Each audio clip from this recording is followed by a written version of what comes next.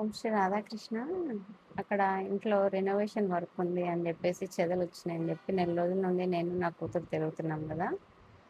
ఒక 30 మంది దగ్గర దగ్గర 30 మంది పైనే అప్రోచ్ అయినాము.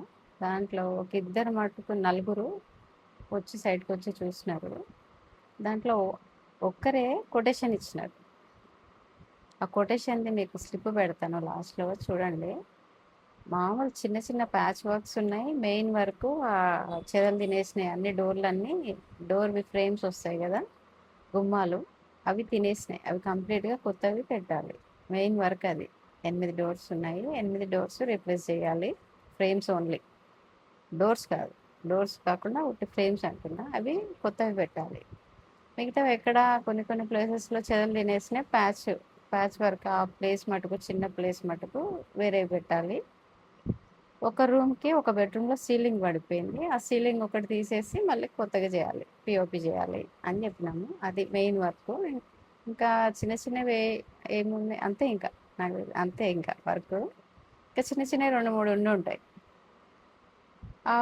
ఆ వర్క్స్ ఉన్నాయి.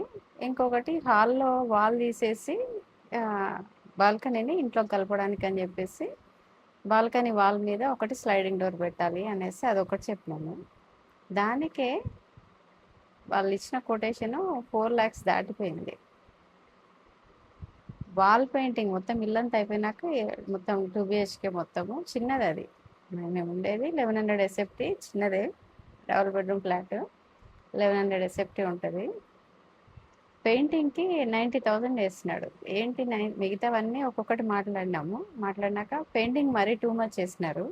పెయింటింగ్ ఒక్కదానికి 90,000 వేసినాడు. ఏంటి 90,000 అండి అంటే 60,000 పెయింటింగ్, ఇంకా 30,000 ఏమో పిఓపి వేసిన బెడ్రూమ్ది మళ్ళీ ఫినిషింగ్ చేయాలి, మళ్ళీ పెయింటింగ్ చేయాలి అని ఏవో రీజన్స్ చెప్తున్నాడు. పెయింటింగ్ ఒక్కటని చెప్పేసి 90,000 వేసినాడు అతను. అది అసలు ఎట్లా చేయించుకోవాలా ఇల్లుని? 4 months నుండి ఉట్టిగా ఉంది ఇల్లు. అది ఇక్కడ రెంట్ కడుతున్నారు నా పిల్లలు. ఇంత ఘోరంగా హింసిస్తున్నారు వాళ్ళు. అసలు రెనోవేషన్, అసలు ఇల్లు రిపేర్ వస్తే ఇంకా అసలు చేసేవాళ్ళు ఉండరా? అంత ఘోరంగా ఉంది పరిస్థితి. అసలు ఏం చేయాలో అర్థం కావట్లేదు నాకు. సర్వం శ్రీ రాధాకృష్ణ.